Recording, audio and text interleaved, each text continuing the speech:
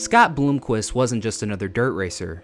He was one of the greatest of all time. He began his career at the age of 16 competing at Corona Raceway. Fast forward a couple years later and he would go on to win the track championship. By the late 1980s, he was starting to build a name for himself by winning races on a regular basis, including some of the biggest ones. This included Eldora Speedway's famous World 100, which he won for the first time in 1988. 2 years later, he won it again. Scott Bloomquist had already established himself as one of the most dominant dirt racers by the end of the 1980s, and it sure wouldn't stop entering the 90s. But in the world of stock car racing, he did give it a try, making a few ARCA starts here and there, but ultimately, he was a dirt racer at heart. By this point, he had already built a name for himself in dirt late models and wanted to continue to hone his craft there while making a solid living. For those who may not understand why somebody would want to do that in racing, to put it simply,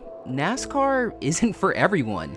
And stock car racing isn't the only form of racing. There's plenty of other motorsports out there, and Scott Bloomquist continued to showcase his talent while also mentoring some young drivers along the way, including future Cup Series superstar Tyler Reddick. Throughout the 90s and 2000s, Scott Bloomquist continued to win races and championships. With the iconic skull on the side of his car, it seemed like at times Bloomquist was completely unstoppable, especially at Eldora, where he won so many times. He was such a dominant force and fan favorite that when NASCAR decided to add Eldora to their Truck Series schedule in 2013, they insisted that he had to race in the Mud Summer Classic, and Kyle Busch offered up a ride in 2013. This would turn out to be his only start in one of NASCAR's top 3 series.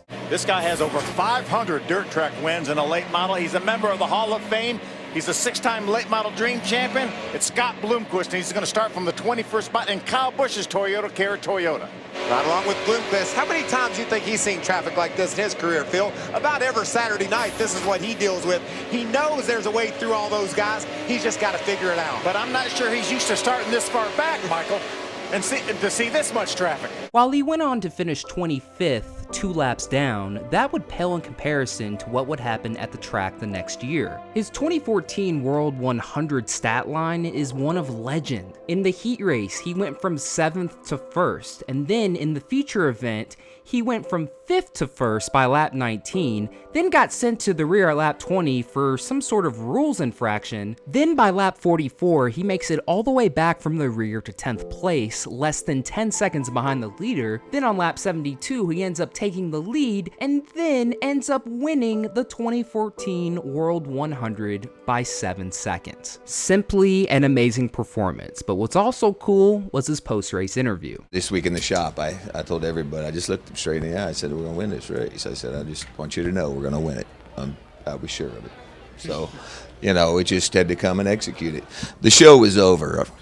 When they put me to the tail, I would have lapped the field. That's what would have happened, and that would have been entertaining, but nothing like that was it. I think everyone got to see just a classic. The show was over when they put me to the tail. I would have lapped the whole field is one of the greatest racing quotes of all time. Scott Bloomquist had so much talent and so much swagger that even Hall of Famers like Tony Stewart were in awe of this guy. Well into his 50s, he had already won over 600 races, 9 national championships, along with 8 late model dream wins and 4 World 100s. It seemed like this Hall of Famer's career would never end, but sadly, it did, because on August 16th, 2024, tragedy would strike.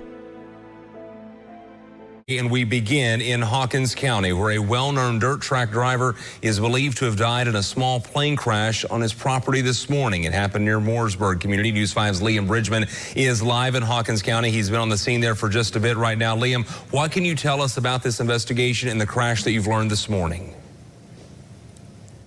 Yeah, Preston, like you said, we're here in Hawkins County on the site of the plane crash. We're told that this is private property. We have a sheriff's officer right here blocking the road. We can't go any further. We haven't been able to get any footage of the crash. But there are a few things that we do know. We did get a statement from the FAA. They say this is a single-engine Piper J3, and it crashed into a barn around 7:50 a.m. this morning. According to the FAA database, we looked this up, and Bloomquist is not registered as a licensed pilot. We should have some pictures of Bloomquist. Like we said, he's a well-known dirt track racer, and some were saying that he was one of the best to do it. We've heard from the NTSB and the FAA.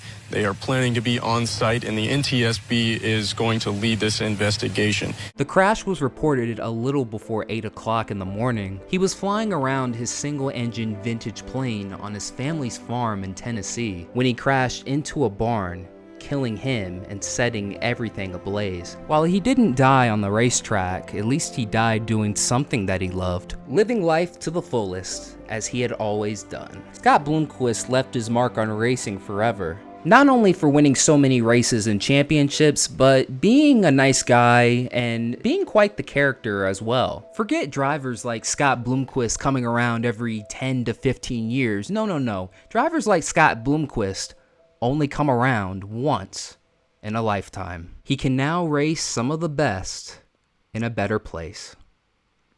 Scott Bloomquist was 60 years old.